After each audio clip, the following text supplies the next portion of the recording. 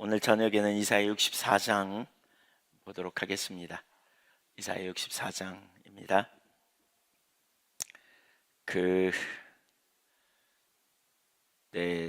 하나님의 부흥을 위한 기도.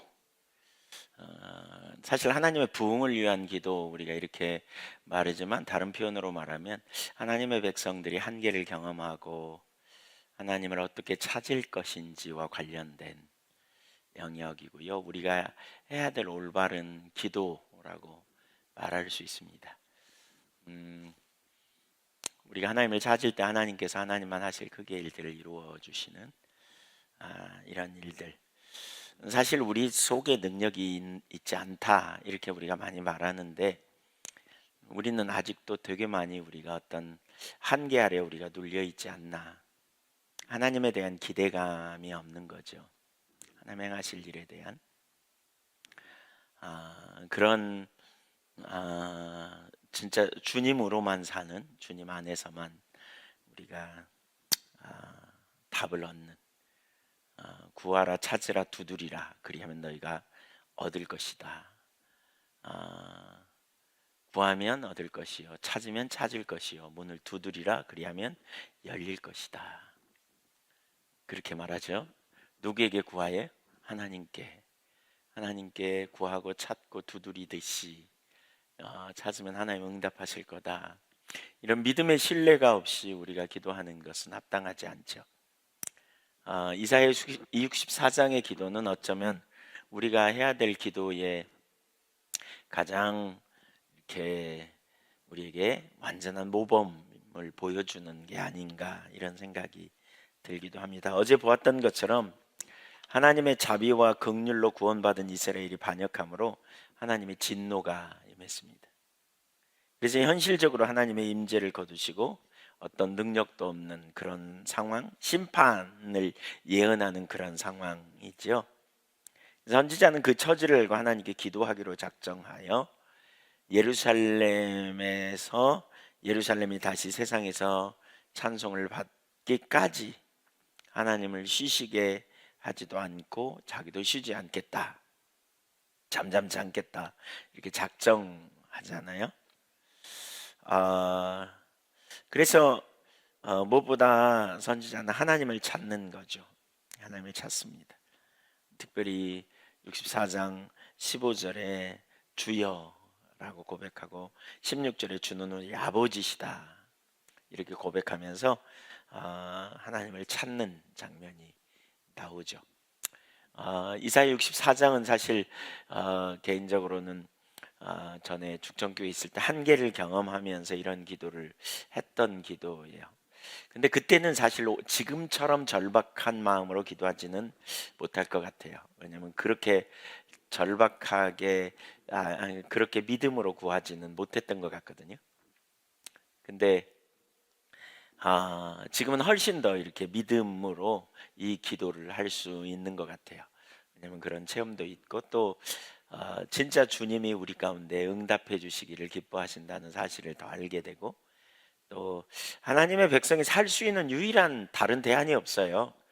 주님이 함께 하셔야 돼요.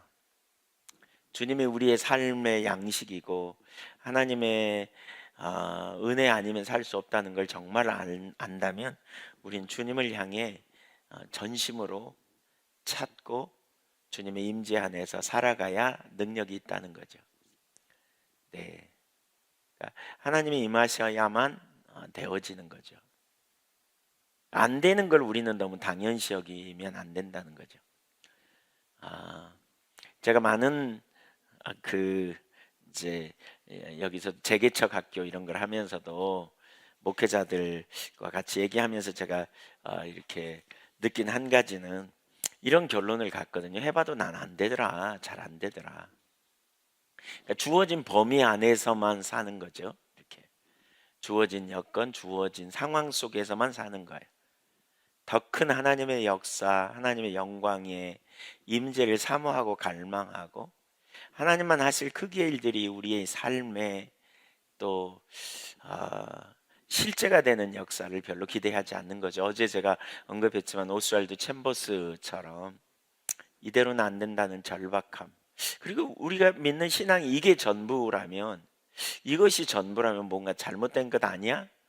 라고 오스왈드 챔버스가 고백하고 고민하고 그것 때문에 씨름하고 이렇게 보았던 것처럼 우리가 그 자리로 가야 되는데, 많은 경우에는 그냥 어떤 범위 안에서 우리가 그냥 자족하며 사는 거죠. 그냥 이 자족한다는 말은 좋은 의미의 자족이 아니죠. 그냥 안일함에 있는 거죠. 기대감도 별로 없고, 이만하면 그냥 잘 살고 있는 것 같고, 이만하면 내가 뭔가 일이 된 것 같고. 개인적으로 저는 사실 이런 도전을 좀 우리가 받으면 좋겠어요. 저는 목회자로서 개인적으로 그런 생각이 들어요. 하나님만 하실 크기에 하시는 일이, 하나님만 하실 수 있는 일들이 우리의 삶에 있는가? 교회에 있는가? 네. 하나님만 하실 수 있는 일. 제가 사역자잖아요, 목회자로서.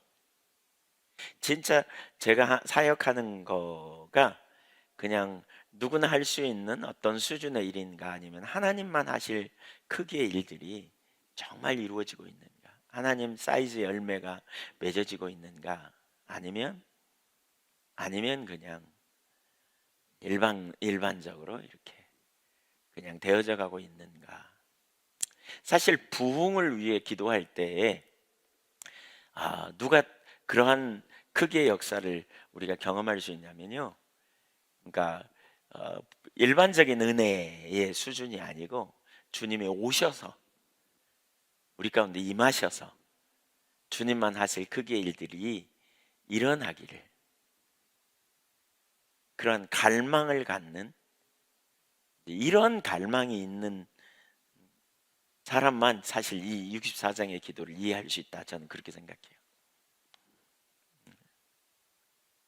자연 세계의 하늘을 가르고 하나님이 오시기를 기도하는 거거든요. 지금 자연 세계를, 자연적인 하늘의 세계를, 이 하늘을 가르고 강림하셔서 불이 섭을 사름같이, 불이 물을 끓음같이, 금강석이나 어떤 그 제철소에 가면 그걸 넣으면 그냥 그 돌을 넣으면 이게 녹아가지고 철판으로 나오는, 그 헐겁게 나오는 것처럼, 이러한 어떤 강력한 역사를 기대하는 그런 기도의 내용이거든요. 사실 이게 하나님의 능력을 이론으로만, 하나님의 능력이 이렇게 귀로만 듣는 수준이 아니고, 진짜 그 능력이 나타나서 하나님만 하실 크기의 일들이 우리 가운데 일어나는, 그 은혜를 사모하고 그 능력을 사모하는 이 기도 내용이 사실 그런 부분입니다. 그런 내용. 선지자로서 너무 절박하게 하나님 앞에 구하고 있는 거죠. 어떻게 보면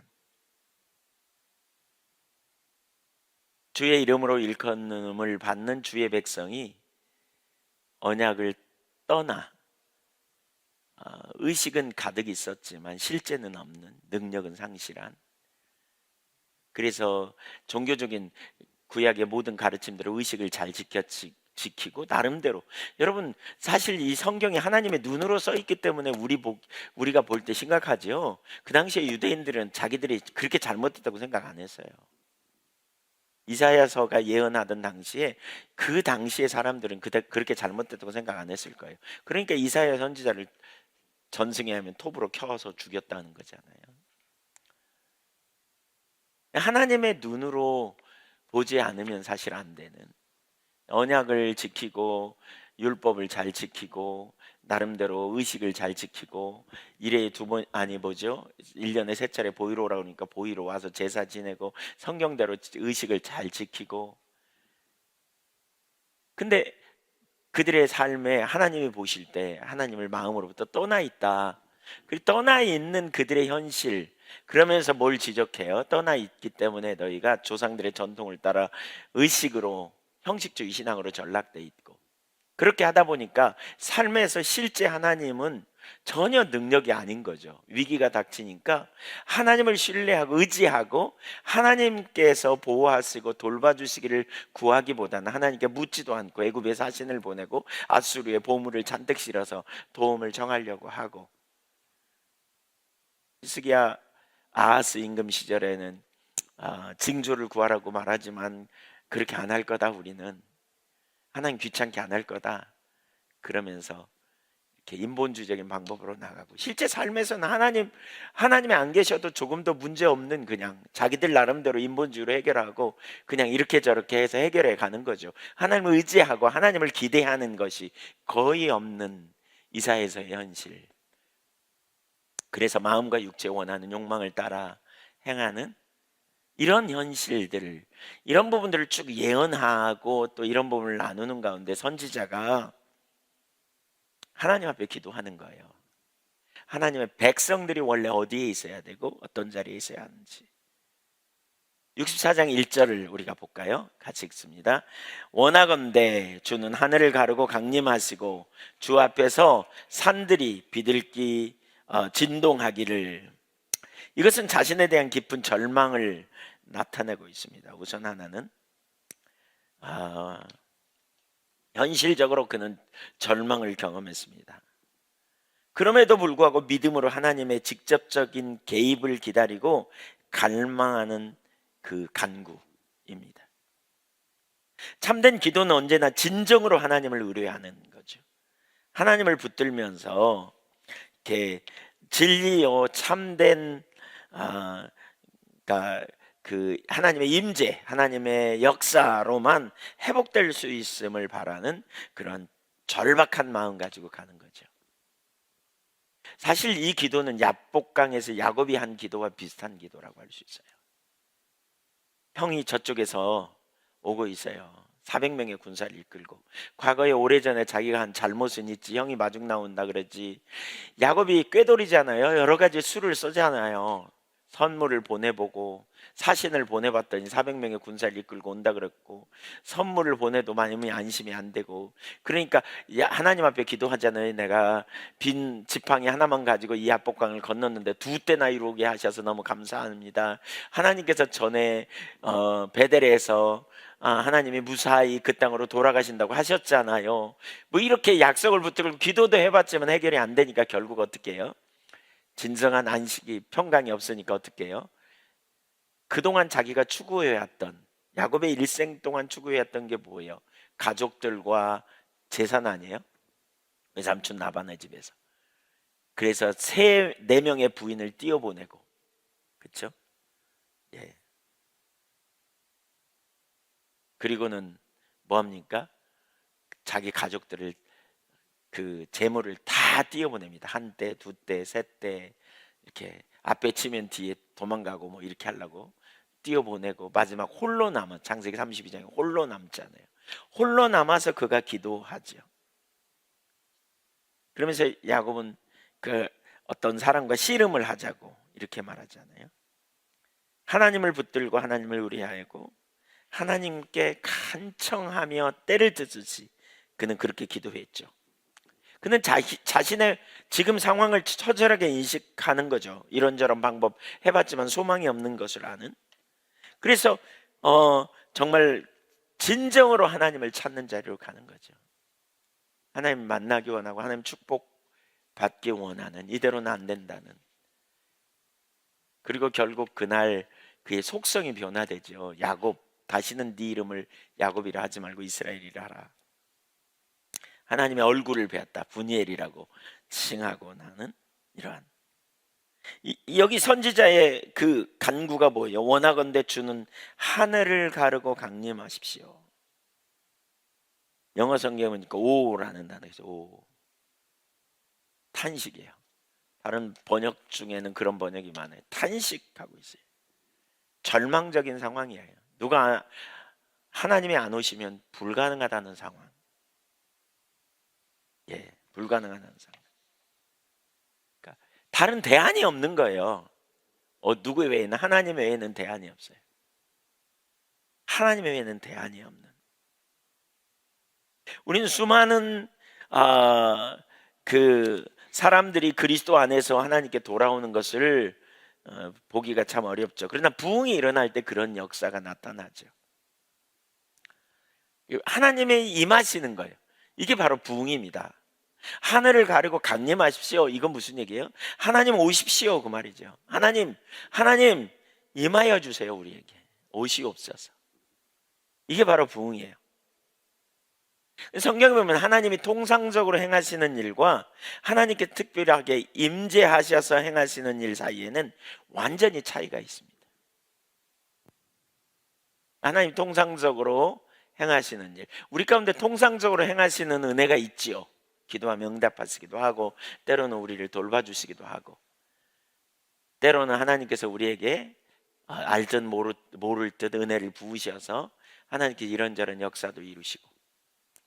네, 제가 저는 이제 이 부분을 보면서 제가 부흥책을 이 부분에 마틴 로이 존스 목사님 쓴 부흥책이 이제 이 부분을 다루고 있는데, 그 책을 보면서 그런 생각이 들었어요. 전에 죽정교회에 갔을 때 이야기가 있는데, 거기 갔더니 이제 106가구가 많이 들으셨지만 한 성시였어요. 광산이시 죽정파. 근데 복음을 전할 수가 없었어요. 그러니까 어떻게 전도를 할 수가 없었어요. 전도를 하는 게 진짜 어려웠어요. 할 수 있는 게 아무것도 없었어요. 근데 그때 그 이사야 11장에 보면 여호와의 영에 대해서 모략의 재능과 모략의 신, 이런 구절이 있는데, 전략을 하나님이 가지셨다, 이제 이런 생각이 들었고요. 물론 나중에 이제 그 이사야 11장을 보았지만, 하나님이 나를 부르신 분이, 저를 부르신 분이 하나님, 저를 거기 보내신 분이 하나님, 하나님이 그 지역 상황 모르실까? 이렇게 생각해 보니까 다 아실 것 같아요. 그럼 내가 여기서 시간만 때우고 가는 게 하나님 뜻일까? 아닌 것 같아요. 그래서 사실 하나님 어떻게 해야 될지 전략을 보여달라고 이런 기도를 많이 했던 것 같아요. 그때 하나님께서 이렇게 지금 생각하면, 지금 말하면 태신자인데, 하나님께서 이렇게 사람들을 불러 이렇게 송구영신 예배 한 사람씩 섬기게 하면 좋겠다, 이런 생각을 주셨어요. 아니, 제 생각인 줄 알았어요. 사실 처음에는. 나중에 보니까 그게 하나님이 주신 지혜예요. 그러니까 하나님의 지혜가 뭐 우리 생각과 뭐 이렇게 어떤 다르게 오지 않잖아요. 내 생각처럼 오잖아요. 그래서 그렇게 해가지고요, 10개월 동안 섬기고 11월 추수감사절에 사람들을 초청해서 전도하고요, 그런 다음에 여행을 갔어요. 모시고 여행을 갔어요. 그리고 아주 그냥 여행 가면서 식사 대접을 한 거죠. 아주 그냥 맛있는 거 대접하고. 돈 안 받으면 사실 안 가거든요. 그러니까 돈을 받되 쬐끔 받고 찬조로 받아가지고, 이분 저분, 제가 그래서 거기서 호박 농사 지어가지고 그거 즙 내서 팔기도 하고, 감 이파리 새로 날 때 따가지고 그거 말려가지고 감잎차로 팔기도 하고, 막 이런 일 많이 했습니다. 장사 거기서 꽤 많이 했습니다. 배추 장사도 하고요, 어느 밭 사가지고 배추 장사도 하고, 그런 일 했습니다. 돈 모으려고. 왜냐면 여행 자금 마련하려고. 근데 그렇게 해가지고요, 여행을 가요.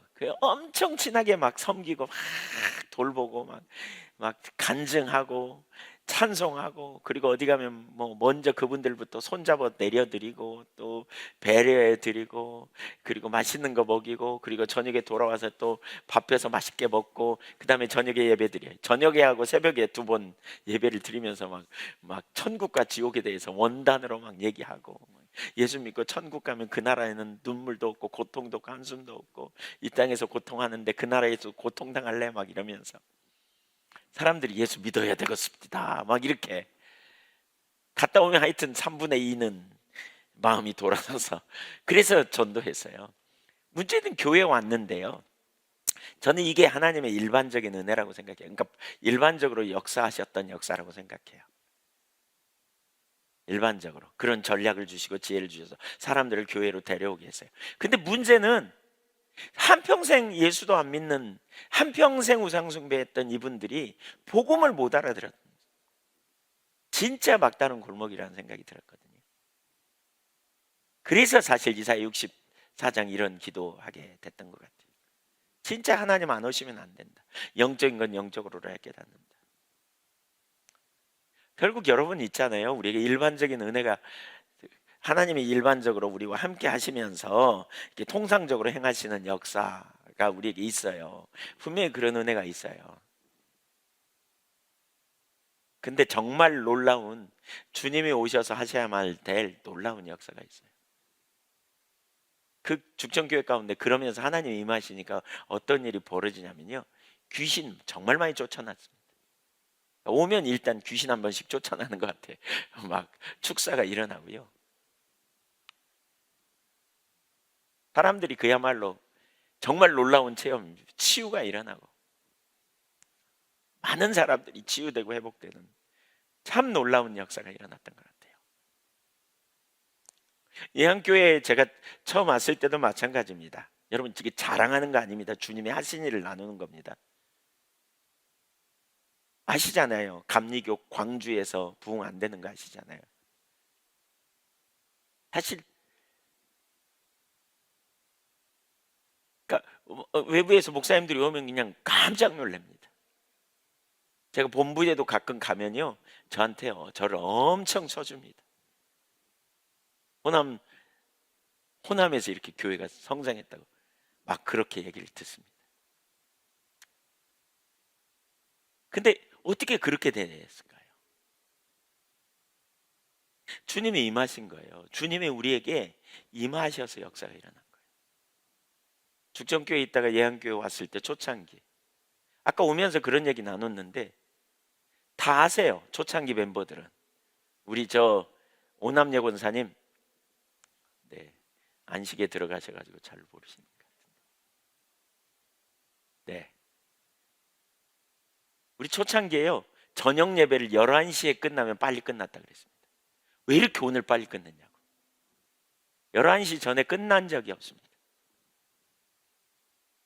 11시 전에 집에 간 적이 없다니까요. 제가 잊어버릴 수 없어요. 어느 날 11시에 끝나니까 김혜정 권사님이 놀래갖고, 아니 오늘 목사님 왜 이렇게 빨리 끝나세요? 이렇게. 아니 한번 생각해 보세요. 지금 9시에만 끝나도 이렇게 9시 좀만 넘어도 막 그러는데 11시에요? 그 어거지로 잡아놓는다고 잡혀요? 왜 그렇게 안 끝난 줄 아세요? 안 가요, 안 가. 기도 받고 막 또 기도하고 기도해달라 그러고 찬양하면 막 앉아서 막 한없이 앉아서 기도하는 거예요. 11시 반, 12시 막 이렇게 끝나기도. 이거 누가 하신 일이에요, 이거? 이거 어떻게 이렇게 이런 일이 가능할까요? 이 하나님 하시는 일이에요. 하나님 하시는. 이게 하나님이 하시는 일이에요. 이건 보편적인 통상적으로 행하시는 은혜 정도가 아니에요. 주님의 영광으로 임하셔서 이런 일들이 일어나는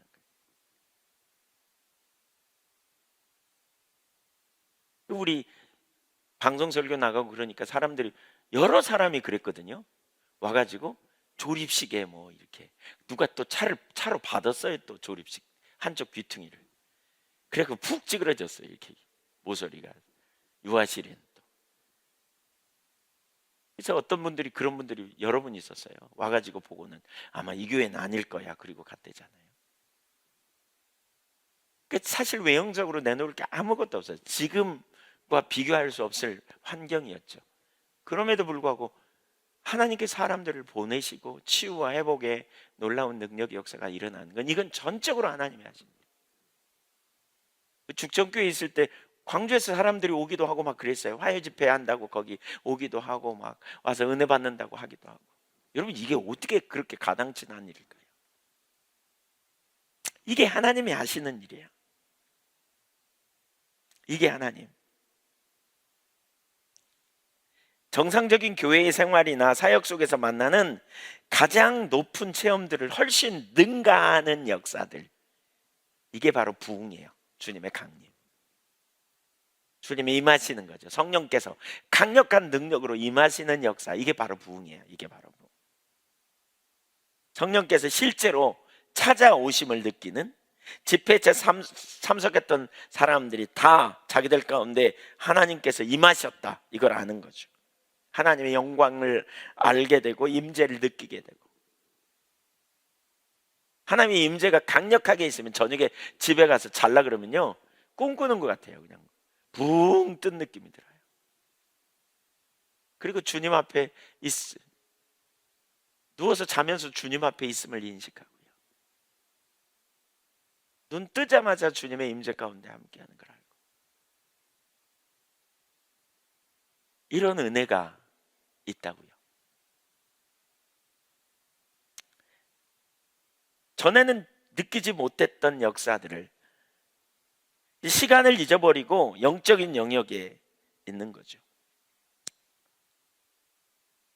하나님께서 그들 가운데 임하시는, 주의 앞에서 산들이 진동하기를, 이런 역사들이 나타나는 거죠.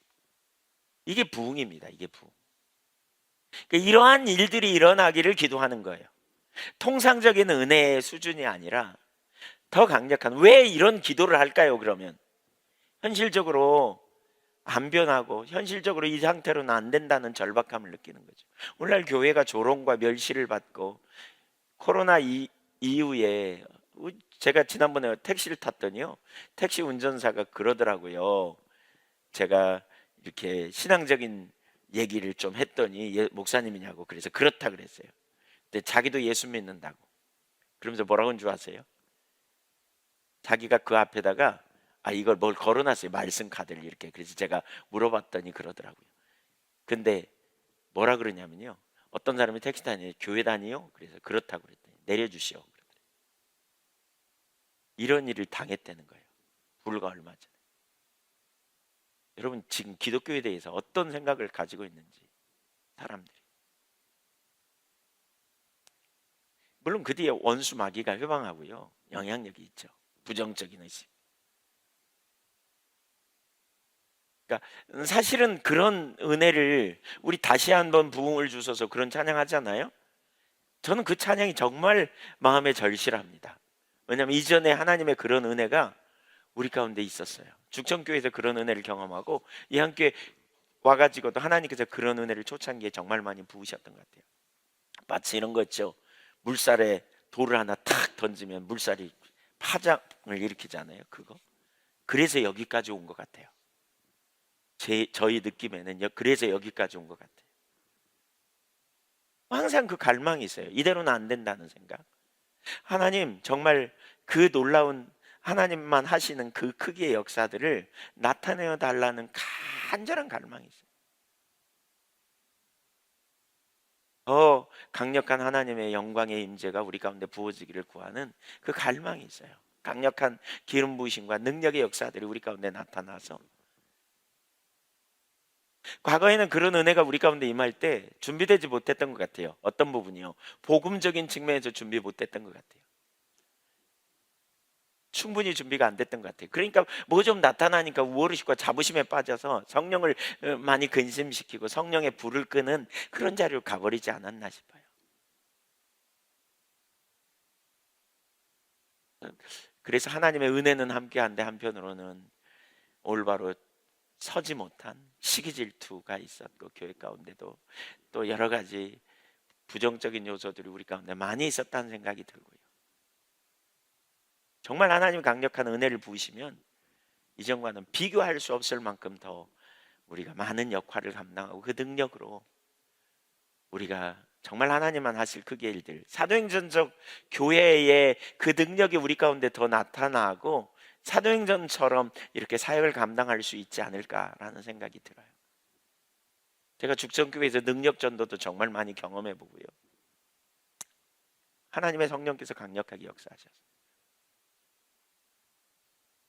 진짜 하나님이 앞서가시면서 일해가시는 역사에 놀라운 능력을 경험하고, 또 그런 역사들을 체험하는 일들이 많이 있었어요.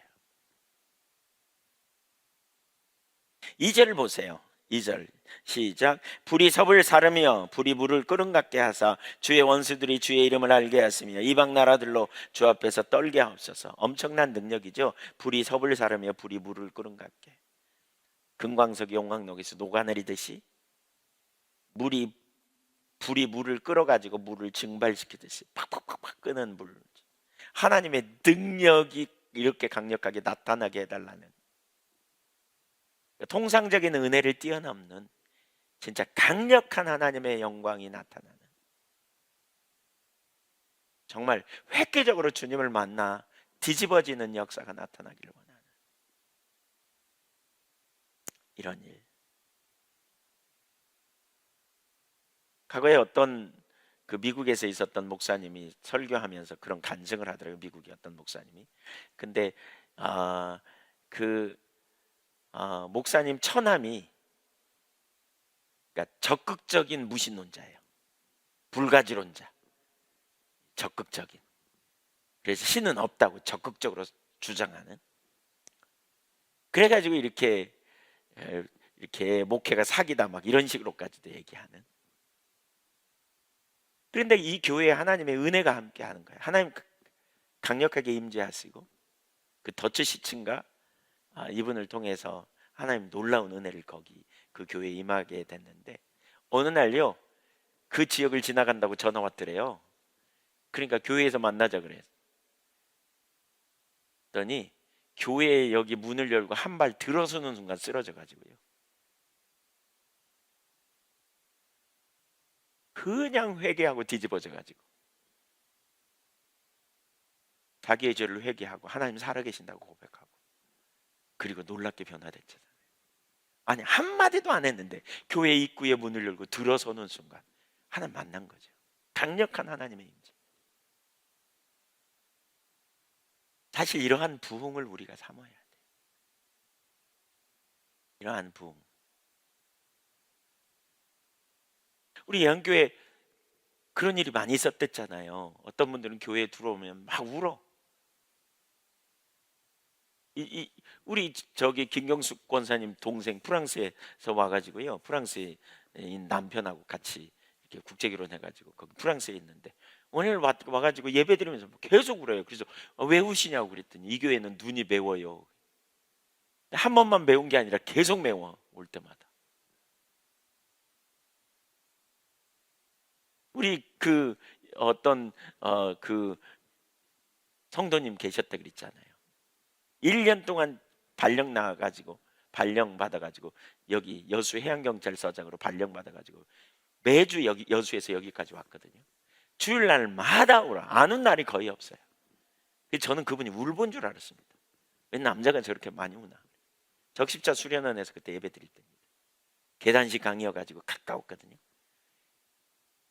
말씀 나누고 기도하면 계속 울어요. 나중에 얘기 들어보니까요, 그분은 예한교회에서 울었던 거 빼고요, 일생 동안 울었던 게 손가락에 꼽을 정도인데요. 부모님 돌아가셔도 눈물 한 번 안 흘렸대요. 울었던 적이 거의 없었다는 거죠. 그리고 제가 볼 때는 그분의 신앙이 정말 놀랍게 바뀌었거든요. 여러분 이게 누가 하신 거예요? 여러분 잘 들으세요. 제가 설교를 잘했다 뭐 예한교회가 특별하다 이게 아니고요, 하나님이 그런 은혜로 함께 하셨다니까요. 하나님 하신 거예요. 하나님이 전적인 하나님의 역사예요. 그러니까 신앙이 하나도 없던 친구들이 와가지고 부모님 따라서 왔다가 그냥 말씀을 알아듣고 그냥 뒤집어지는 일들이 일어나는 일들. 어떤 때 그러니까 설교를 아무리 하고 복음을 아무리 제시해도 그냥 뺀질뺀질하고 앉아있는 모습을 보면 정말 죽을 것 같아요. 제가 어떤 때는 아무런 능력도 없는, 하나님이 하시면 바로 이러한 은혜를 우리가 사모하며 기도해야 돼요.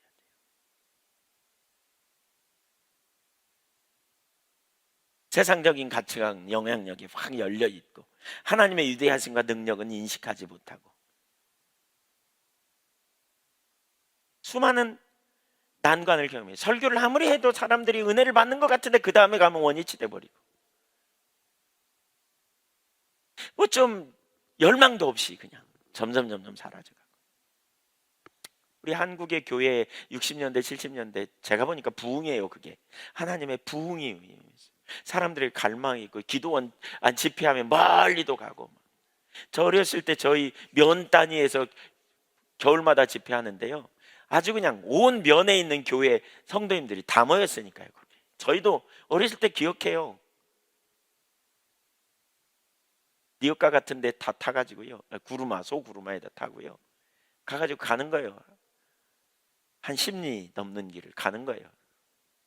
쌀 갖고 뭐 솥단지 걸고 이래갖고 가는 거예요. 교회 성도님들이랑 단체로 이렇게. 이불 싸고 교회 바닥에서 자고 월요일부터 토요일 새벽까지 집회하잖아요. 그때만 해도 월요일 밤부터 토요일 새벽까지 집회하고 그리고 마지막 시간에 우리 다시 만날 때까지 하나님이 함께 계셔 찬양하고 강사님하고 빠이빠이 하고 네, 그러고 터진 저 어렸을 때 그랬어요. 뭐 저는 집회한지 뭔지 하여튼 뭐 그 시간에 가서 낮에도 자고 밤에도 뭐 아니 낮에 뛰놀고 밤에는 또 와서 자고 뭐 기도하면 또 옆에서 있다가 뭐 밥 한번 먹고 그랬지만 그런 시간이 있었어요. 어릴 때 그런 기억이 나요. 이렇게. 지금요 전혀 그런 열망이 없죠. 본교회 집회도 안 와. 갈망도 사모함도 별로 없어. 이런 현실.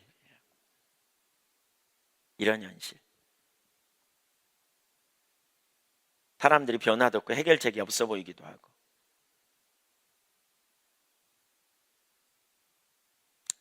그러나 우리를 담대케 하는 약속들이 있어요. 그게 뭡니까? 하나님의 능력입니다. 베드로서 3장 10절 보세요. 베드로서 3장 10절 같이 읽을까요? 그러나 주의 날이 도적같이 오리니 그날에는 하늘이 큰 소리로 떠나가고 체질이 뜨거운 불에 풀어지고 땅과 그 중에 있는 모든 일이 드러나리로다. 그날에 어떻게 된다? 여러분 이 세상에 돈이 능력이고 아까 우리 선교사님 얘기하시던데 요즘 젊은이들이 조물주 위에 건물주가 있다고. 건물주가 최고의 뭐 배우작감이라고. 조물주 위에 건물주가 있다고. 물질주의, 만능주의. 돈 많이 가지면 그게 최고라고 생각하는. 그러나 그게 흔들리면서 순식간에 끝나버리는. 그게 한순간에 끝나는. 하나님의 능력. 무너질 것 같지 않은 모든 것이 그날에 녹아들이고 융해되고 부스러져 버릴 것이. 하나님의 능력 안에서 그러한 일들이 이루어질 것. 그래서 우리는 하나님을 바라보는 데서 우리의 시선을 떨어뜨리면 안 되고요. 주님의 은혜를 구하는 거죠. 사실 우리의 싸우는 병기는 혈과 육에 있지 않다 그랬죠. 육체에 속한 것이 아니다. 하나님 앞에서 경고하는 진을 파하는 강력이라 그랬어요. 하늘을 가르고 산들을 요동케 하시며 주전자 물을 끓게 하듯이 바다를 끓게 하실 수 있는 능력의 하나님, 영존하시는 하나님, 능력의 하나님, 살아계신 전능하신 하나님. 지금 선지자는 그 능력이 나타나기를 기도하고 있습니다. 그 능력이 나타나기를 기도하고 있어요. 바로 이 능력이 우리 가운데 나타나기를 기도해야 돼요. 오늘 우리의 상황을 보세요. 이사야에서 읽어가면서 너무나 우리 상황과 비슷하잖아요. 하나님이 우리를 택하시고 긍휼로 구원하신 그 은혜, 이사야서에서 반복적으로 그걸 얘기하죠. 그러나 이스라엘 백성들이 어떻게 해요? 마음으로부터 하나님을 떠나고 의식으로 본질을 대체하고 모양은 있는데 능력은 없는 형식주의 신앙으로 팽배되어 있는, 이게 이스라엘 시대의 신앙이었다면 오늘날 우리도 똑같잖아요. 의식으로 본질을 대체하고 형식으로 전락시키는. 그래서 삶의 능력이 없는 거죠. 죄를 이길 능력이 없어서 이스라엘 시대 온갖 죄들이 가득했어요. 무엇보다 믿음이 없죠. 하나님을 의지해야 되는데 하나님을 의지하지 않고 앗수르나 애굽을 의지하여 한 것처럼 오늘날 우리도 마찬가지죠. 하나님 믿는다고 말하지만 결정적인 순간 사람 눈치 보고 사람 의지하고 인간적인 방법으로 뭘 풀어보려고 하고 세상적인 방법으로 뭘 적용해 보려고 하고 사람에게 인정받는 것에 우리의 초점을 두고 사람을 기대하는 자리로 우리가 너무나 쏜살같이 돌아가고, 그래서 그들이 지금 구약의 이스라엘 백성들이 포로로 잡혀갔잖아요. 하나님의 심판을 받아 그렇죠? 진노 아래 포로로 잡혀갔잖아요. 오늘날 교회 가운데 능력이 없는 이유가 뭡니까? 왜 하나님의 사람들이 멸시를 받고 왜 하나님의 사람들이 능력을 상실합니까? 죄를 이길 능력, 세상을 이길 능력이 없는, 은총과 귀중히 여김을 받는다 그랬는데 그 능력이 우리 가운데 상실되어 있는 이유가 뭡니까? 온갖 억압이 가득하고, 그러니까 사람 탓하고 이런 거 하지 말자 그랬잖아요. 어제 우리 그랬죠. 근본적인 해결책은 하나님께 있어요. 우리를 높이시기도 하고 우리를 낮추시기도 하고 우리를 살리기도 하고 우리를 죽이시도 하는 능력이 하나님께 있어요. 생사하복이 주님 손에 있다면 우리는 우리에게 일어나는 모든 문제를 가지고 하나님 앞에 가야 돼요. 우리를 귀중히 여김을 받기도 하고 우리를 멸시천대 받기도 하시는 분이 하나님이세요. 이런 법을 허락할 수 있어요. 하나님은 근본적으로 우리에게 샬롬을 주시기 원해요. 생명을 주되 풍요한 생명을 얻도록 하시는 분이 하나님이세요. 그런데 우리가 자기중심으로 돌아가는 심각한 자리로 가는 거죠. 길을 놓치고 생명을 놓치는 자리로 가버리는, 이런 상황에 있기 때문에 사실 코로나 상황을 맞으면서 우리가 능력을 상실하는 이런 현실을 보면서 우리는 하나님 앞에 진짜 절박하게 기도해야 돼요. 제가 전주 가가지고 우리 거기 전주에 나오는 우리 젊은이들도 있고, 그런데 저들이 어떻게 말씀을 받아들이고 저들이 어떻게 말씀을 이해하고 그 주님을 만나게 될 수 있을까? 주님이 오셔야 된다. 제가 이렇게 봐요. 주님이 오셔야 돼요. 주님 외엔 대안이 없어요. 주님 오시지 않으면 안 돼요.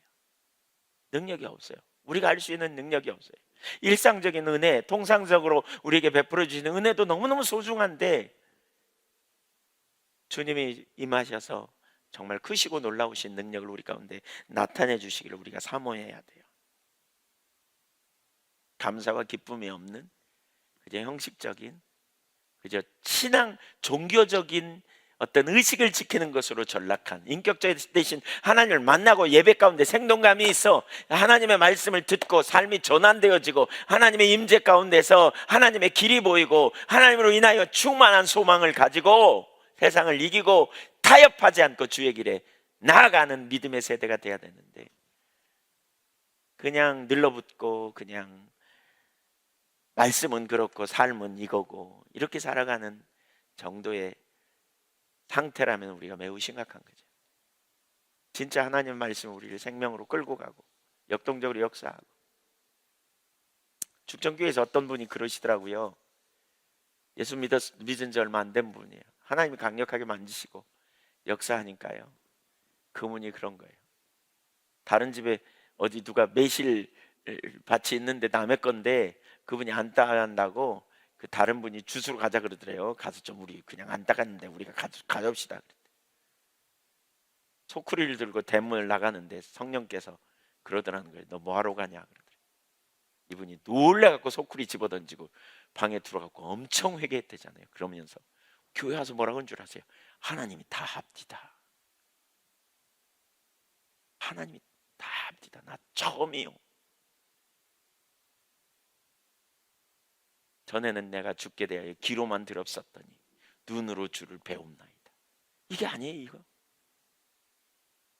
일생 동안 그분의 삶에 나타나는, 진짜 한평생 동안 우상 숭배하고 신앙생활 그저 그냥 절에 다니듯이 신앙생활 하려고 하는 그냥 이런, 정말 하나님 살아계시고 능력이 하나님인 것을 만나니까 완전히 달라지는 이 일이 일어나야 된다니까. 이런 일이 이 누가 하세요? 하나님이 하셔야 돼요. 여러분 하나님이 하셔야 돼요. 우리 젊은이들 진짜 주님 만나서 뒤집어진 일이 일어나야 돼요. 이런 은혜가 필요해요. 이런 은혜가 하나님만 하실 수 있는 일이에요. 이게 누가 그를 바꿔요? 그거 하면 안 됩니다. 설교 아무리 해봐야 남의 거 탐심 죄입니다. 아무리 해봐야 가요. 살아왔는데 70평생 그렇게 살았는데, 그냥 별 양심의 가책 없이 그렇게 살았는데 하나님 다 아십니다. 이론적으로 아무리 얘기해도. 그렇지. 그러지만 누가 그를 뒤집어요? 주님이 하시. 주님이. 주님이 임하셔야 돼요. 이 기도예요. 이 기도. 이 기도가 주님이 임하셔서 당신의 영광을 나타내는 거예요. 하나님이 친히 간섭하시고 친히 만나주시고 친히 역사하시는 이러한 영광이 우리 가운데 나타나야 돼요. 이러한 영광이. 왜 이렇게 기도하는가? 우선 하나는 하나님의 이름과 영광을 위한 열심 때문입니다. 2절을 볼까요? 다시 한번. 거기 이렇게 말하죠. 불이 섭을 사람이여 불이 물을 끓음같게 하사 주의 원수들이 주의 이름을 알게 하시며 이방 나라들로 주 앞에 떨게 하옵소서. 이게 뭐라 그랬어요? 주의 원수들이 주의 이름을 알게 하옵소서라고 말하고 있어요. 주의 원수들이. 우리의 대적이라고 말하고 있잖아요. 주의 원수라고 말하고 있어요. 선지자는 이 모든 것이 영적인 싸움과 연관됨을 가르치는 거예요. 영적 싸움. 하나님을 대적하고 반역한 원수 마귀오의 그러한 어떤 회방. 오늘날에도 마찬가지예요. 여러분, 교회를 대적하고 또 가치관적으로 교회를 혼돈시키는 그러한 사고 뒤에는 영적인 싸움이 있음을 기억해야 돼요. 육체적인 문제로만 우리가 치부하면 안 돼요. 영적 싸움이 있어요. 영적 싸움. 정사와 건세와 어둠의 세상 주관자들. 그래서 에베소서 6장 12절에 보면 우리의 씨름은 혈과 육에 대한 것이 아니라고 말하면서 바울 사도는 정사와 건세와 이 어둠의 세상 주관자들과 하늘에 있는 악의 영들에 대한 싸움이라고 이렇게 말하고 있어요. 악의 영들, 악한 영들.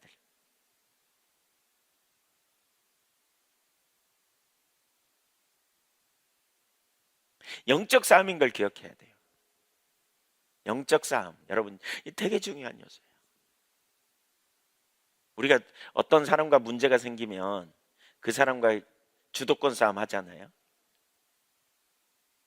가장 낮은 어린아이 같은 싸움은 눈에 보이는 사람끼리 싸웁니다. 명예를 회복하기 위해서. 근데 영적 싸움인 걸 아는 사람은 그 사람과 싸우지 않아요. 뭐예요? 내 자신을 하나님께 살피고 내가 하나님께 반응하고 맡기고 원수가 하는 걸 맡기고 하나님의 뜻을 이루어 주시도록 우리가 구하고 나가는 거예요. 하나님께 반응하는 거예요. 하나님께 동의하는 거예요. 여러분, 우리가 싸울 싸움이 있고요, 주님이 오셔야 될 싸움이 있는 거죠. 주님이 역사하셔야 될 싸움이 있는 거예요. 사람의 인격을 모독하고 하는 것은 절대로 속는 거예요. 하나님이 하셔야 될 싸움인 걸 기억해야 돼요. 영적 싸움. 영적 싸움. 저는 정치도 비슷하다고 생각해요. 야당 여당 그래가지고 거기 눈에 보이는 사람에 대한 초점이 넘어가면 속아요. 그 뒤에 있는 어둠의 영들에 대한 싸움인 걸 기억해야 돼요. 그리고 우리는 사람은 긍휼을 가지고 대하지만 그 뒤에 어둠과의 싸움인 것을 염두에 둬야 돼요. 오늘날 교회가 그런 부분에 많이 좀 속고 있다는 생각이 개인적으로 많이 들어요. 유튜브 뭐 이런데 보면 그런데 우리가 너무 속고 있다. 분리되는 거죠. 분리, 교회를 분열시키고 분열을 나눠지게 하는 이런 어둠의 회방 영향과 관련이 있다. 어쨌든 주의 이름을 저들로 알게 해달라는 거죠. 누구에게? 주님의 대적에게. 주님의 대적에게. 하나님께서 강림하시기를 위해 기도하는 이유는 하나님의 이름이 그 대적들 가운데 알려지고 인정받기 위한 것입니다. 하나님을 알지 못하는 게 세상의 고통거리입니다. 사람들이 교회 밖에 있는 이유는 그들이 하나님을 알지 못하기 때문입니다. 그 능력을 알지 못하기 때문에 그렇습니다. 그래서 선지자는 주의 대적으로 주의 이름을 알게 하옵소서. 다른 것으로 안 돼요. 교회가 어떤 방법을 동원해서 주의 이름을 전하는 것 필요하지만 그것으로 안 되는 걸 우리가 한계를 경험하지 않아요. 안 되는 걸 경험하지 않아요. 삶이 변화되지 않고 능력이 없어요. 복음을 전해도 안 변해요. 안 변해. 이론적인 지식에 머물러 버리는 한계를 경험하지 않아요. 과거에 어떤 분이 우리 화요 집회할 때 어떤 목사님이 20년 동안 성경 공부를 가르쳤더니 지식으로는 더 이상 가르칠 게 없는 것 같더라. 한국의 모든 성경 공부를 나름대로 가지고 교회에서 가르쳤다. 근데 안 변하더라. 어떻게 하냐? 여러분, 이 고민 때문에 안식년에 고민했던 그 하영조 목사님이 그런 고민했대잖아요.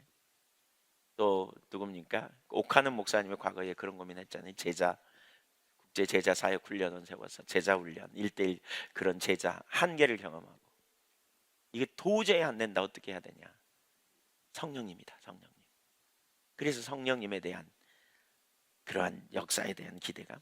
그래서 하영조 목사님은 과거에 그 조은기 목사님에 대해서 부정적으로 얘기했던 거 공개적으로 사과하고 그분 초청해가지고 설교 들으면서 내가 당신 비난한 거 용서해달라고 그러셨대잖아요. 정직한 분들이죠. 지적인 것으로 다 안 된다는 거죠. 선지자는 주의 대적으로 이름을 알게 해달라고. 그래서 오늘날 진짜 심각한 게 주일학교 없는 교회들이 많아요. 어른들은 많은데도 주일학교 없는 교회들도 있더라고요. 어떻게 됐냐? 안 나온대. 중고등부는 더 안 나와. 청년부 안 나와. 다 떠나버렸어요. 진짜 심각합니다. 우리가 어떤 가치관을 가지고 가야 할지. 결국 하나님의 놀라운 능력. 그래서 우리가 할 일은 하나라니까요. 이런 상황에 진짜 우리의 삶의 하나라니까요. 하늘을 가르고 강림하사 주의 이름을 알게 하옵소서.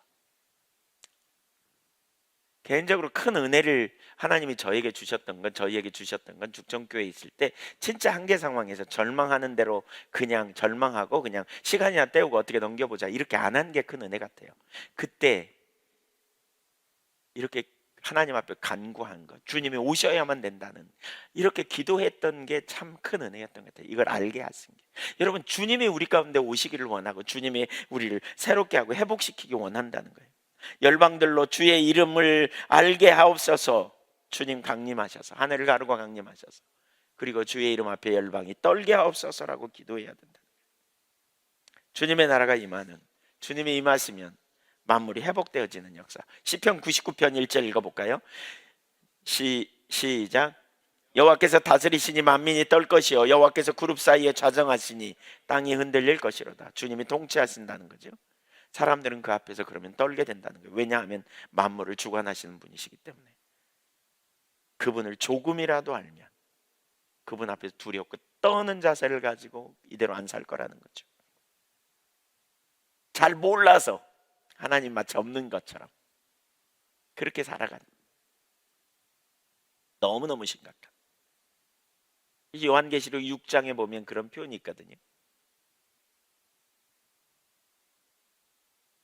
그때 주님이 재림할 때 사람들이 큰 바위가 떨어져 자기를 제발 죽였으면 좋겠다고 이렇게 말하는, 깔리면 좋겠다고 이렇게 말하는, 그게 너무 두려워서. 주님을 알면 어떻게 될까? 여러분, 이게 필요해요.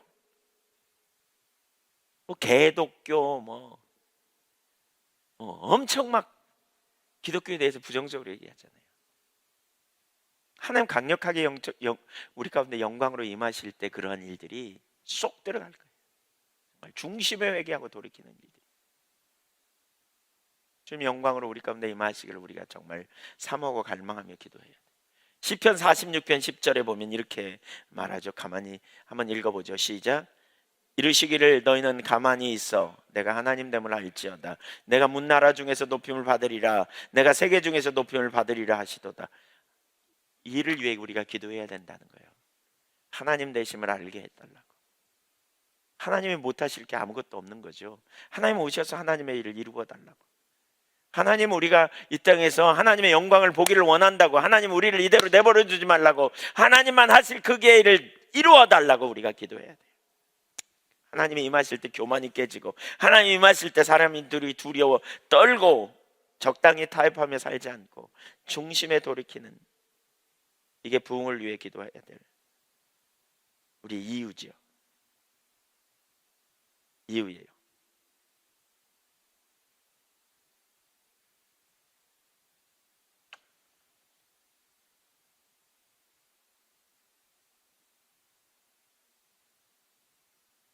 그리고 이제 또 3절을 보면, 3절에 보면 하나님이 누구이신가를 생각하면서 믿음으로 기도하는 일을 하게 됩니다. 3절을 보세요.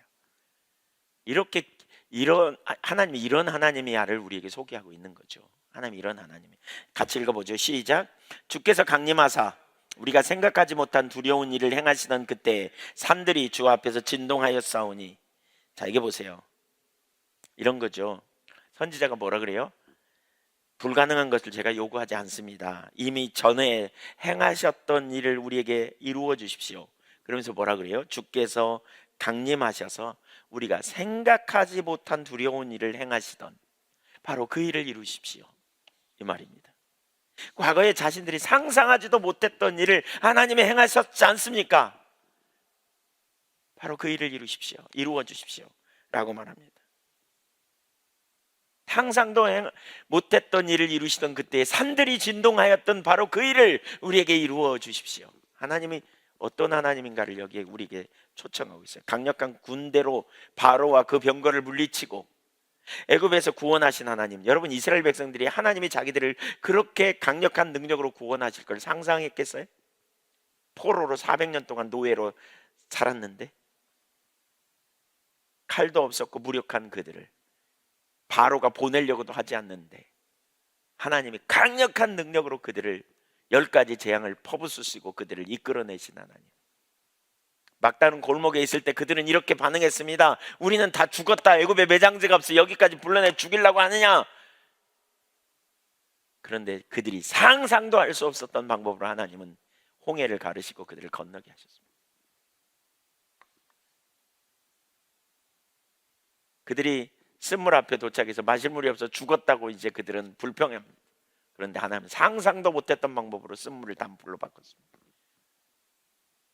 먹을 것이 하나도 없는 그때 기둥 구름 기둥으로 그들을 40년 동안 인도하시되 신발과 의복이 떨어지지 않고요, 가나안 땅에도 상상도 할 수 없었던 방법으로 그들을 가나안 땅에 여리고성을 점령하게 하고 그들을 가나안 땅을 차지하게 하신 분이 하나님이시라는 거예요. 하나님. 시내산에 불러다가 언약을 맺을 때 산들이 진동한 너무나 놀라운 능력을 이루신 하나님. 역사를 보니까 하나님이 그 일을 이루셨다는 거예요. 오늘 우리에게도 그런 일이 있죠. 우리가 죄인 되었을 때, 우리가 소망도 없을 때, 우리가 알지도 못했을 때, 우리가 알고 봤더니 상상도 할 수 없었던 방법으로 하나님의 아들이 육신을 입고 오셔서 모든 죄를 담당하시고 죽임을 당하였지만 그러나 상상도 할 수 없었던 방법으로 능력으로 하나님이 살리시고 부활하시고 승천하셔서 다시 성령으로 우리에게 오셔서 우리에게 하나님 상상도 할 수 없는 방법으로 능력으로 제자들에게 임하셔서 그들을 권능을 주셔서 복음을 전하는 일을 하게 하신 그 하나님이 교회가 침체되어 갈 때, 교회가 절망적인 상황에 있을 때, 무력감에 빠져 있을 때, 어떤 능력도 없을 때, 1903년 원산 대부흥이 일어날 때 감리교 선교사를 통해서 하디 선교사를 통해 부흥이 임했잖아요. 그때 그 하디 선교사가 쓴 글에 보면 처절한 무능력, 어떻게 해야 될지도 모르는, 이 땅에 복음을 전해야 사람들이 변하지도 않고 달라지지도 않은 그런 상황에 있는 상태. 하디 선교사가 그걸 위해 기도하잖아요. 그 기도를 들으시고 상상도 할 수 없는 방법으로 하나님께서 임하신 거예요. 그 영향으로 1907년 평양 대붕운동이 일어난, 진짜 상상도 할 수 없는 능력으로 주님의 교회를 세우신 분이 하나님이신 거죠. 바로 그 일을 이루어 달라는 거예요. 그 일을 이루는 거예요. 우리가 상상도 할 수 없는, 우리가 상상치도 못할 놀라운 능력으로 그 일을 이루어 달라고. 지내놓고 보면요, 진짜 죽전교회에서 그 경험이 작은 부흥이에요. 진짜 상상도 할 수 없는 능력으로 하나님이 그 일을 이루신 것 같아요. 돌이켜보면.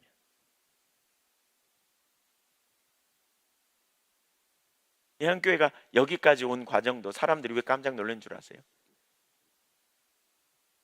감신대 그 왕대일 교수님이 오셔가지고 설교하고 가가지고 그 후배들한테 그러더래요. 너희 선배의 전설적인 사람이 있다. 호남 연예에서 그렇게 부흥했다. 이렇게. 여러분, 이거 진짜 누가 하신 거예요? 하나님이 하신 거예요. 하나님. 상상할 수 없는 방법으로 하나님이 이루신 거예요. 진짜 당신의 능력으로. 바로 그 일을 이루어 달라는 거예요. 그 일. 여러분, 우리도 수도 없는 경험이 있잖아요. 그러고 보면 역사를 통해서 우리가 보면 하나님이 우리를 구원하시되 독생자를 낳기 생각 이상으로 행하던 그러한, 거기 그렇게 말하잖아요. 우리가 생각하지 못한 두려운 일을 행하시던 그때의 산들이 주 앞에서 진동하였사오니, 생각 이상으로 두려운, 너무나 놀라운, 엄청나니까 두려운 거죠.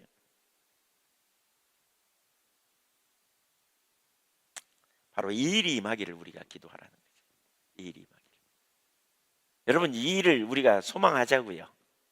자꾸 한숨 쉬고 자꾸 절망하는 대신 우리가 이렇게 주님을 향해 믿음으로 나가자고요. 아멘. 이렇게 믿음으로 우리가 돌파해내자고요. 생각 이상으로 역사하시는 하나님. 4절도 조금 더 보겠습니다. 4절. 주 외에는 자기를 앙망하는 자를 위하여 이런 일을 행한 신을 옛부터 들은 자도 없고 귀로 들은 자도 없고 눈으로 본 자도 없었나이다. 뭐라고요? 자기를 앙망하는 자를 위하여 이런 일을 행한 신을 옛부터 들은 자도 없고 귀로 들은 자도 없고 눈으로 본 자도 없었나이다. 그러니까 아무도 상상할 수 없을 만큼 정말 크고 놀라운 일을 이루셨다, 그 말이거든요. 여러분, 이거 아주 중요합니다. 이거 잘 보세요. 여기 중요한 의미가 있다 이거요. 진짜 중요한 의미가 있어요. 이게 무슨 얘기예요? 기도에 한계가 없다는 거예요. 기도에 하나님이 행하실 일은 한계가 없다는 거예요. 그래서 고린도전서 2장 9절에 이 구절을 인용해요. 기록된 바 하나님이 자기를 사랑하는 자들을 위하여 예비하신 모든 것은, 바울 사도가 이 구절을 인용하면서 이렇게 말해요. 자기를 사랑하는, 앙모하는 자들, 이제 사랑하는 자들을 위하여 예비하신 모든 것은 눈으로 보지 못하고 귀로 듣지 못하고 사람의 마음으로 생각지도 못하였다 함과 같으니라. 이게 무슨 얘기예요? 이런 얘기예요, 여러분. 하나님을 사랑하는 자를 위해 하나님이 행하시는 일은 우리가 상상할 수 없는 크기의 일을 하나님이 하신다는 거예요. 우리가 기대할 수 없는 크기의 너무나 놀라운 일을 이루신다는 거예요. 그래서 에베소서 3장 20절에 보면 이런 표현이 있어요.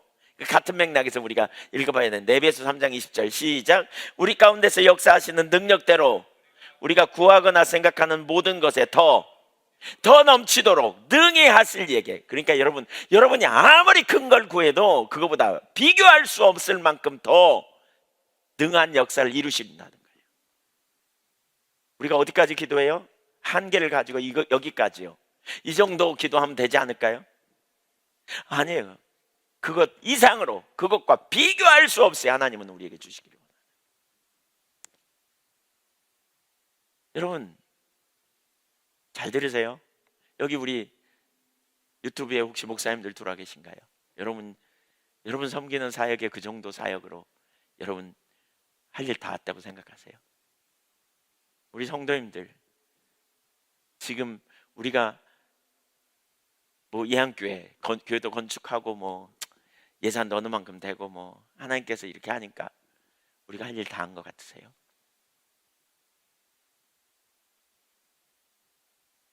저는 아니라고 생각해요. 진짜 하나님이 하실 그게 내 입을 넓게 열라 내가 채우리라. 무슨 얘기예요? 하나님의 능력이 얼마나 큰가를 우리가 바라고 능히 하실 얘기, 능히 하실 얘기. 한없는 능력에 선 긋지 말라는 거죠. 한계를 두지 말라는 거죠. 우리가 눈으로 보지 못하고 귀로 듣지 못하고 하나님이 예비하신 것, 우리를 위해 예비하신 걸 우리가 보지 못해. 그러나 하나님은 우리가 구하는 것이나 우리가 생각하는 것보다 더 넘치도록 능히 이루시는 분. 그 얘기를 하는 거예요. 그게 3절과 연관되어 있는 거예요. 그렇게 이미 하셨다는 거예요. 그 시대 이스라엘 백성들이 그렇게 자기들이 생각하는 것, 이 수준에는 이 정도 하겠지, 이 수준은 이 정도 하겠지. 근데 그게 아니고 상상도 할 수. 우리도 이 상황이니까 이제 죽었겠지. 홍해 앞에서 이제 적들은 쫓아오지. 이제 앞은 막혔으니까 우리 끝났겠지. 상상도 할 수 없는 방법으로 만나와 배추락이 상상도 못했죠. 이제 우리는 배고파 죽었다, 우리는 물이 없어 죽었다. 상상도 할 수 없는 방법으로 행하셨던 하나님이, 우리를 그렇게 구원하신 하나님이 상상도 할 수 없을 크기의 놀라운 능력의 역사를 이루신다는 거예요. 어떻게 해요? 내 능력으로 아니에요. 주님이 함께 하셔서, 주님이 우리와 함께 하실 때 우리가 어떻게 기도해야 되는지, 여러분, 우리가 어떤 태도를 가지고 우리가 하나님 앞에 구해야 되는지 여러분 생각해 보세요. 입을 넓게 열라. 내 입을 넓게 열라. 시편 81편에 말하죠. 내 입을 넓게 열라. 내가 채우리라. 뭐해? 입을 넓게 연다는 말이 뭐예요? 입을 크게 열린다는 말이에요? 아니에요. 하나님의 영광을 위해 우리가 그렇게 구하는 거예요. 한 나라를 달라고, 열방을 달라고 구하는 거예요. 웃긴 얘기죠. 대한민국 조그마한데 무슨 열방이야. 더 넘치도록 하실 얘기, 우리가 생각하는 것 이상으로 능히 하실 얘기. 이 젊은이들 잘 들어요. 한계 아래서 팍팍 눌려갖고 내가 뭐래, 나 같은 게 뭐래. 그럼 그렇게 살든지. 그렇게 살 거예요? 아니지요? 주님의 은혜를 구하고 사모하고 갈망하고 주님이 오시면 된다. 주님이 임하시면 된다. 주님이 함께 하시면 된다. 주님의 우리의 의요, 주님의 우리의 생명이요, 주님의 우리의 능력이시다. 거기 가야 돼. 거기 한없는 능력, 은혜. 5절 상반절 볼까요? 주께서 우리를 기쁘게 공의를 행하는 자와 주의 길에서 주를 기억하는 자를 선대하시거늘. 여기 선대하시거늘 이라는 말은요, 선대하다라는 단어는 파가라는 말입니다. 파가. 이것은 만나다, 누군가를 만나다, 그런 의미입니다. 그러니까 선대하다는 말을 우리말로 그렇게 번역했는데 만나다고 말합니다. 만난다. 주께서 기쁘게 공의를 행하는 자, 주께서 누구를 만나요? 기쁘게 공의를 행하는 자와 주의 길에서 주를 기억하는 자, 이들을 만나 주신다는 거예요. 이들을 만나 주신대요. 주를 악망하는 자들을 만나 주신다는 거예요. 주님이 만나 주세요. 그러니까 여러분, 하나님 만남을 사모하며 기도해야 돼요. 이렇게 열망하고 우리가 기도하고 하나님의 뜻대로 살기 원하는 여러분, 그래서 있는 자에게 더 주고 없는 자에게 빼앗는다는 거예요. 엉망으로 살면서 자기 욕심대로 살면서 주님 만나달라고 기도해 하는 거가 아니에요. 그러니까 정말 하나님 뜻대로 하나님 안에서 발견되기 원하고 임재 안에 있기를 원하고 우리가 그렇게 주를 찾는 자세가 필요해요. 네. 그 뒷부분은 그런 얘기예요. 그 뒷부분은, 그런데 우리가 그렇게 못 살았다는 거죠. 예. 우리가 범죄함으로 주께서 선대하시는데 만나 주시는데 우리가 범죄함으로 주께서 진노하였사오며 이 현상이 이미 오래되었사오니, 시간이 많이 지났는데 우리가 이렇게 내내 살아버렸습니다. 그래서 우리가 이렇게 심판받고 징계받습니다. 우리가 어찌 구원을 얻을 수 있사오리까? 우리가 어떻게 구원을 얻을 수 있을까요? 하나님 우리를 왜 우리가 속히 회복되게 해달라는 간구죠. 6절 보세요. 너무나 중요한 구절이죠. 이사야 선지자는 처지를 정확하게 인식합니다. 이거요. 시작. 무릇 우리는 다 부정한 자 같아서 우리의 의는 다 더러운 옷 같으며 우리는 다 잎사귀 같이 시들므로 우리의 죄악이 바람같이 우리를 몰아가나이다. 우리의 의는 다 더러운 옷 같다. 걸레 같다는 거예요. 쓰레기 같다는 거예요. 우리의 의는 쇠폐한 잎사귀, 바람에 흩날리는 잎사귀. 우리의 의로움은 하나님 앞에서 7절, 주의 이름을 부르는 자가 없고 스스로 분바에 주를 붙잡는 자가 없사오니 이는 주께서 우리에게 얼굴을 숨기시며 우리의 죄악으로 말미암아 우리가 소멸되게 하셨습니다. 하나님의 은혜가 거치니까 우리가 이런 상태입니다. 우리가 하나님의 은혜가 거치니까 이런 상태입니다. 그러면서 7절에 이렇게 고백합니다. 그러나 여호와여, 이제 주는 우리 아버지시니이다. 우리는 진흙이요 주는 통이장이시니 우리는 다 주의 손으로 지으신 자입니다. 사실 이 뒷부분도 하나하나 살펴보면 정말 중요한데, 하나님 주권을 인정하고 하나님 온전히 의지하는 주는 우리의 아버지, 이 믿음의 확신을 가지고 우리가 비록 여기 있고 우리가 지금 막 제갈 길로 가는데 그 이유 중에 하나는 주님이 우리를 내버려 두셔서 그렇습니다. 우리가 진노해서 하나님이 내버려 두신데 내버려 두니까 더 심각한 상태가 됐다는 거예요. 그러니까 주의 긍휼로 자비로 우리를 돌아보아 달라고. 그러나 여호와여, 주는 이제 우리 아버지시니다. 9절, 여호와여 너무 분노하지 마시오며 죄악을 영원히 기억하지 마시옵소서. 구하옵나니 보시옵소서, 보시옵소서. 우리는 다 주의 백성이니이다. 주의 의로운 성읍들이 광야게 되었으며 시온이 광야가 되었으며 예루살렘이 황폐하였나이다. 우리 조상들이 주를 찬송하던 우리의 거룩하고 아름다운 성전이 불에 탔으며 우리가 즐거워하던 곳이 다 황폐하였나이다. 여호와 일이 이러하거늘 주께서 아직도 가만히 계시려 하시나이까? 주께서 아직도 잠잠하시고 우리에게 심한 괴로움을 받게 하시려나이까? 어떻게 해달라는 거예요? 하늘을 가르고 강림하셔서 불이 섭을 사람같이 불이 물을 끓은 같게 오셔서 대적들이 주의 이름을 알게 하여 달라고. 대적들이 주의 이름을 알게 해달라고. 주님 앞에 갈망하고 사모하며 간구하고 나가는 그런 기도를 하고 있어요. 아시죠? 주님이 우리를 향해 오래 참으시잖아요. 주님이 우리를 향해 얼마나 오래 우리를 기다려 주십니까? 사실 저는 목사로서 그런 생각을 많이 해요. 우리의 능력은 우리에게, 사역의 능력은 우리에게 있잖아요. 사역의 전략도 우리에게 있지 않아요. 주님이 우리와 함께 하셔야만 역사가 일어나요. 주님의 능력으로 임하셔서.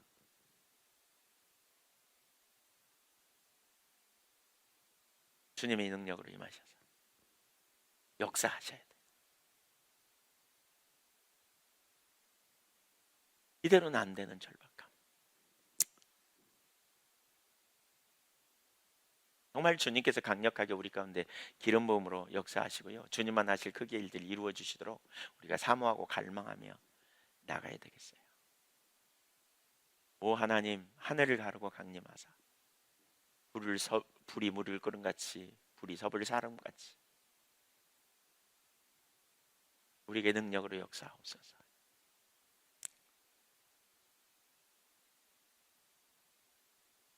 우리 같이 찬양하고 기도하죠.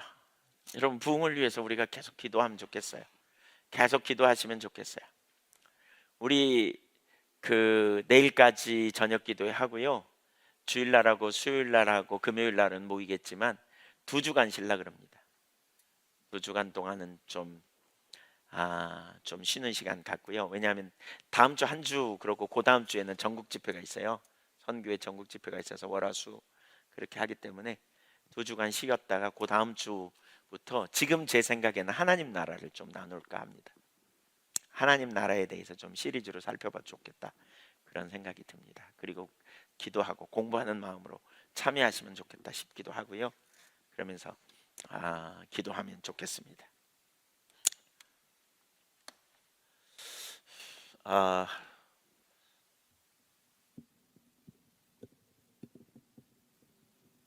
무슨 찬양이 생각했었는데 잊어버렸네요.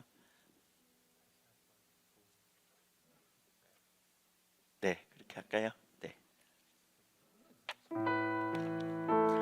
추가곡 139번.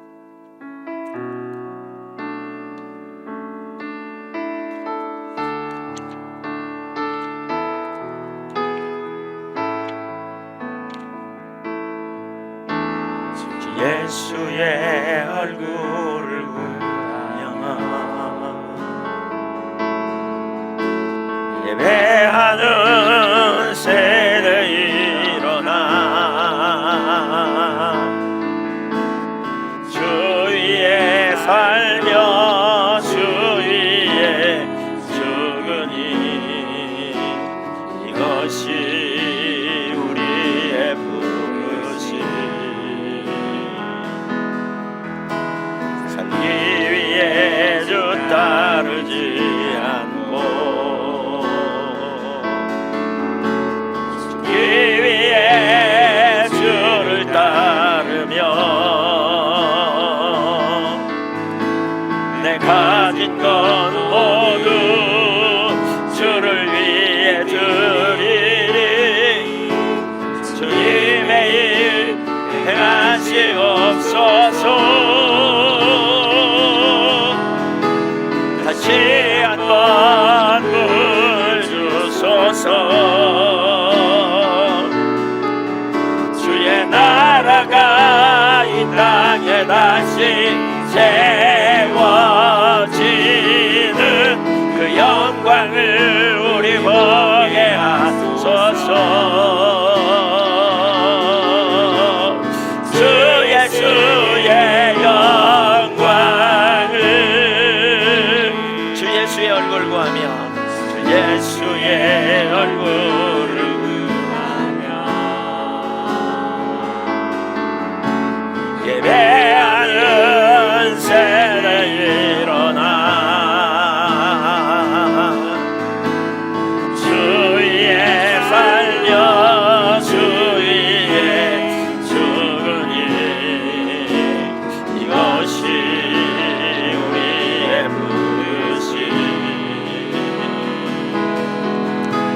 살기 위해 주 따르지 않고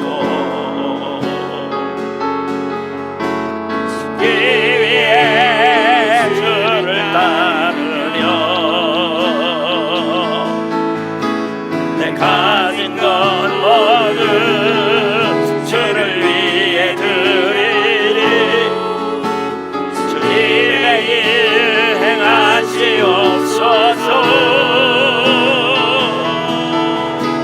다시 한번 보여주소서. 주의 나라가 이 땅에 다시 세워지는 그 영광을 우리 보게 하소서. 주 예수의 영광을 다시 한번 보여주소서. 다시 한번 보여주소서. 주의 나라가 이 땅에 다시 세워지는 그 영광을 우리 보게 하소서. 주 예수의 영광을 우리 같이 하나님 앞에 이사야 64장에 있는 그 기도, 이사야 선지자가 기도했던 것처럼 하늘을 가르고 강림하사 불이 서불사름같이 불이 물을 끓음같게, 하나님 그러한 은혜를 우리에게 나타내 주십시오. 전에 우리가 생각하던 이상으로 두려운 놀라운 일을 이루신 우리 하나님, 상상할 수 없었던 그 일을 이루신 우리 하나님,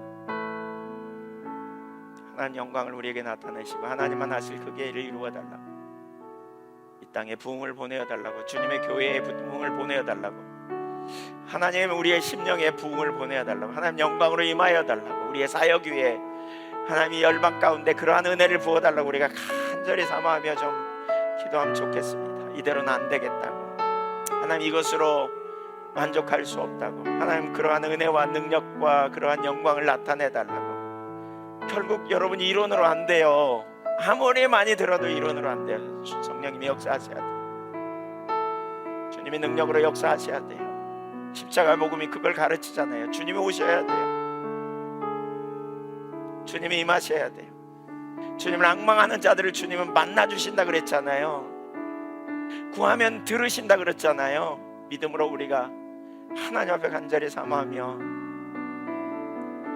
우리 속에 불신앙, 우리 속에 열망이 없는 것을 깨뜨리고 믿음으로 우리가 구하며 주님 앞에 간절히 사모함으로 우리 기도하는 시간 갖겠습니다. 같이 기도하겠습니다.